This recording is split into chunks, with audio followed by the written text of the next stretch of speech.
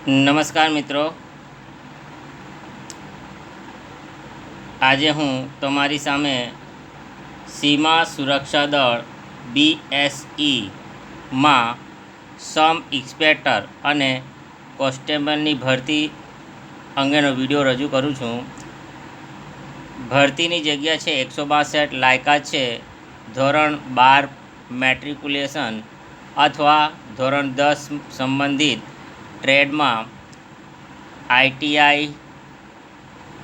Diploma ઉમેદવારે કરેલું હોવું જોઈએ. ઉંમર મર્યાદા છે તો ઉમેદવારની લઘુત્તમ ઉંમર 20થી 22 વર્ષ તેમજ મહત્તમ ઉંમર એટલે કે વધારેમાં વધારે ઉંમર 22 કે 25થી વધુ હોવી જોઈએ નહીં, એટલે કે 22 અને 25ની વચ્ચે હોવી જોઈએ. અરજી કેવી રીતે કરી શકાશે તો વેબસાઇટ rectt.bsf.gov.in ઉપર ઓનલાઈન ઉમેદવાર અરજી ભરી શકે છે.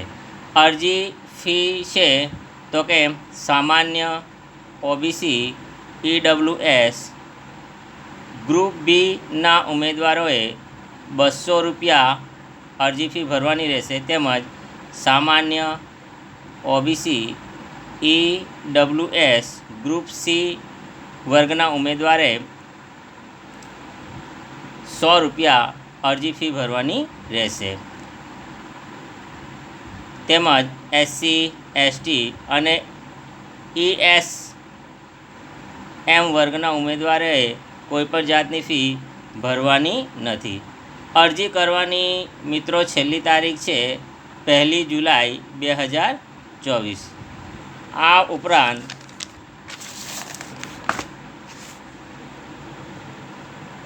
ધોરણ 10 પાસ ઉમેદવારો માટે રેલવેમાં એપ્રેન્ટિસશીપ હેઠળ જોડાવાની ભરતીની અરજીઓ મંગાવવામાં આવે છે. આ ભરતીની ખાલી પદોની જે સંખ્યા છે તે 1010 છે. મિત્રો, આ ભરતી માટેની જે લાયકાત છે તે ધોરણ 10 લઘુત્તમ 50% સાથે ઉમેદવારે પાસ કરેલું હોવું જોઈએ, તેમજ 10+2 સ્તરે ગણિત વિજ્ઞાન સાથે અભ્યાસ કરેલો હોવો જોઈએ. આ ઉપરાંત જે ઉમેદવારોએ IIT પાસ કરેલું હોય તે ઉમેદવાર પાસેથી IITનું સર્ટિફિકેટ હોવું જરૂરી છે. તો કે આ ભરતી માટેની વયમર્યાદા છે તો કે ઉમેદવારની ઓછામાં ઓછી ઉંમર 15 વર્ષ તેમજ વધુમાં વધુ ઉંમર 24 વર્ષથી વધુ હોવી જોઈએ નહીં. આ અરજી કેવી રીતના કરી શકશો તો કે ઉમેદવાર pb.icf.gov.in ઉપર જઈ ત્યારબાદ ઉમેદવારે 2024-25ની લિંક ઉપર ક્લિક કરી ઓનલાઈન અરજી તેણે કરવાની રહેશે. અરજી માટેની ફી છે તો કે જનરલ OBC FWS વર્ગના ઉમેદવારોએ ₹100 તેમજ SC ST PH તેમજ મહિલા ઉમેદવારોએ કોઈપણ જાતની ફી ભરવાની રહેતી નથી. આ અરજી કરતી પહેલાં દરેક ઉમેદવારે આ અરજીનું નોટિફિકેશન વાંચીને પછી જ એ વ્યક્તિએ અરજી કરવાની રહેશે. તો આ સાથે હું અહીંયા મારા વિડીયોને પૂર્ણ વિરામ આપું છું.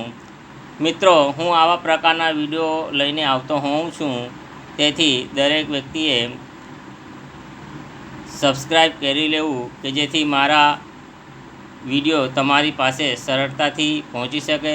બીજું કે આ બે ભરતી માટેના જે વિડીયો જે છે તે તમે તમારા વોટ્સઅપ ગ્રુપમાં વધારેમાં વધારે શેર કરો કે જેથી જરૂરતમંદ ઉમેદવાર સુધી આ ભરતીની માહિતી પહોંચી શકે. મિત્રો, તમારી થોડી સજાગતાથી તમે કોઈ વ્યક્તિનું ભલું કરી શકો છો, તો એ અવશ્ય કરજો.